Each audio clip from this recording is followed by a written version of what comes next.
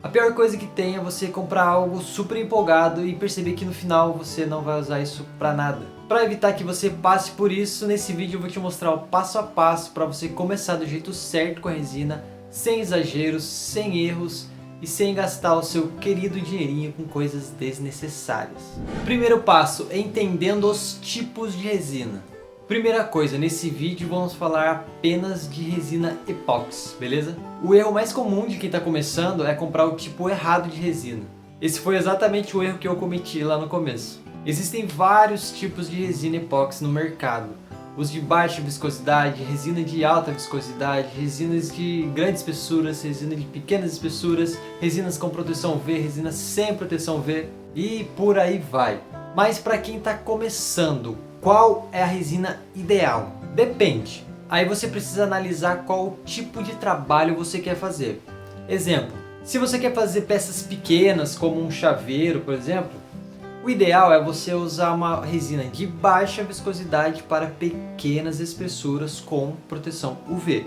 Agora, se você quer fazer peças grandes, como uma mesa de centro, coisas que vai usar muita resina, aí o melhor é você usar uma resina de altas espessuras com proteção UV também. Tudo depende do que você vai fazer. Para ficar mais claro na sua cabeça, eu vou explicar exatamente quais são os tipos de resina que tem. Resina de baixa viscosidade. Essa resina ela tem uma consistência mais parecida com o óleo de cozinha. Ela é uma resina mais líquida. Já a resina de alta viscosidade, ela já tem um aspecto mais parecido com o mel, é uma resina um pouco mais grossa. E a resina de média viscosidade fica entre as duas, entre a consistência de um óleo de cozinha e de um mel, meio termo.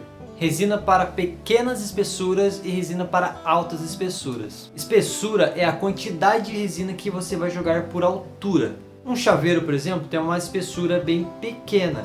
Já uma mesa de resina vai ter uma espessura muito maior. Então o pensamento lógico é o seguinte: quanto menor a espessura, você pode usar uma resina de baixas espessuras.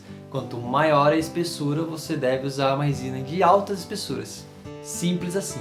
Proteção UV, o que é isso? A resina com o tempo sofre um amarelamento ou um desbotamento da cor. Se a resina for transparente, com o tempo ela vai amarelar, e se a resina for colorida, com o tempo ela vai desbotar. Isso é algo natural da resina. Isso acontece pelos raios UV. Então a resina que tem uma proteção UV na sua composição vão demorar muito mais tempo para amarelar ou para desbotar. Uma hora ou outra a resina vai amarelar e vai desbotar. Mas se ela tiver proteção UV, ela vai demorar muito mais tempo. Eu recomendo que você use nas suas peças uma resina que tenha proteção UV para ter uma qualidade muito mais alta para suas peças. Passo 2. Ferramentas básicas e seguras. Você não precisa sair comprando ferramentas igual um louco. Tem apenas 3 ferramentas que são essenciais você comprar nesse início. A primeira é a máscara com filtro. Essa é a ferramenta mais importante que você tem que comprar porque ela protege a sua saúde. Quando a gente mistura a resina epóxi, ela libera alguns gases. Não são gases que vão te matar ou te sufocar. Mas é importante você usar a máscara com filtro para prevenir que você tenha algum problema, né? Vai que você tem alguma alergia à resina, você tem algum problema respiratório e a resina possa intensificar isso.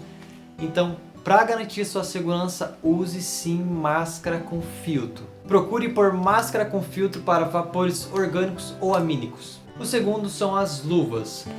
Você pode usar essa de silicone mesmo que eu tenho aqui. Comprei uma caixinha com 50 unidades, isso é coisa pra caramba. No começo eu usava até aquelas luvas de lavar louça. O importante é você proteger sua mão para que não caia resina na sua mão, porque se cair vai ficar tudo melado. Vai que você coça o olho, coloca a mão na boca, então para garantir também uma proteção, use luvas. E a terceira coisa e fundamental é uma balança de precisão. Sem essa coisinha aqui não dá para fazer resina. A mistura da resina é feita por peso e tem que ser um peso bem preciso. Sem ela não tem como fazer resina. Agora vem as coisas que não são tão essenciais e você pode adaptar aí para sua realidade. Copos medidores.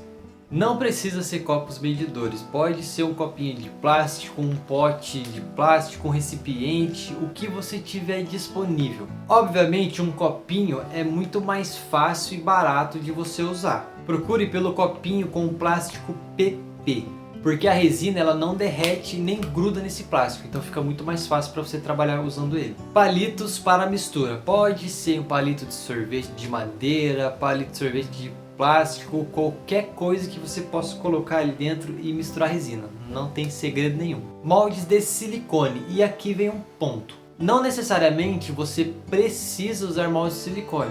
No começo eu não usava molde de silicone, eu usava potinhos para fazer minha resina e já conseguia fazer muita coisa.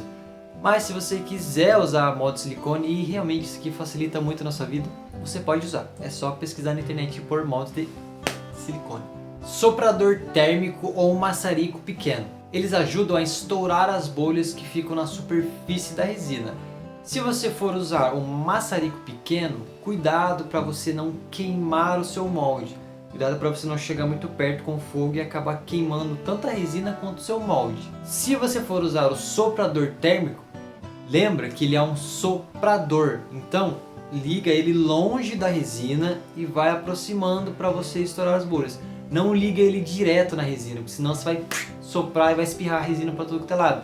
Lembra que é um soprador, então liga longe e vai devagarzinho aproximando até estourar as bolhas. Com isso já dá para fazer muita coisa, o que vale é o seu pensar junto com o seu fazer. Passo 3. Onde comprar com segurança. Cuidado com produtos muito baratos na internet. Procure sempre por lojas especializadas em resina. Algumas vendem até kits para iniciantes, mas cuidado, lembre sempre do essencial, para você não acabar comprando algo que você não vai usar lá na frente. Você pode comprar pelos sites oficiais da marca, ou até mesmo pelo Mercado Livre. Eu compro pelo Mercado Livre porque lá tem uma vantagem, que é o frete grátis. Então compensa muito. Mas antes de comprar, olha quem é o vendedor, pesquise. Às vezes até a marca especializada, a marca oficial, também está lá no Mercado Livre. Então compensa você dar uma olhada lá e pesquisar. Dica final, como montar o seu ateliê gastando muito pouquinho. Você não precisa ter um estúdio gigante para começar, basta um cantinho arejado na sua casa, uma mesa e já dá para você criar um monte de coisa. Coloque um plástico desse tipo na sua mesa para você proteger ela. Coloque um banquinho confortável. Se possível, coloque um abajur ou uma luz direta na mesa para você ter uma claridade melhor. De preferência com uma música que você goste e tá pronto o seu ateliê. Só com isso você já consegue criar muita coisa legal. Isso que eu te passei é o mínimo do mínimo que você precisa para começar. Mas se você quer aprender mais, quer aprender a como pensar como um artista, fazer como mestre, vender como estrategista, então você precisa conhecer o treinamento MARC, que usa como base o ciclo MARC, que é pensar, fazer e vender, que é um ciclo pensado para evitar que você faça um monte de peça que ninguém quer comprar, e sim criar suas próprias peças que fazem com que as pessoas se apaixonem por elas. Se você quer conhecer o treinamento, o link está aqui na descrição e no primeiro comentário fixado aqui embaixo. Te espero lá, muito obrigado, se inscreve no canal, deixa o like e fui!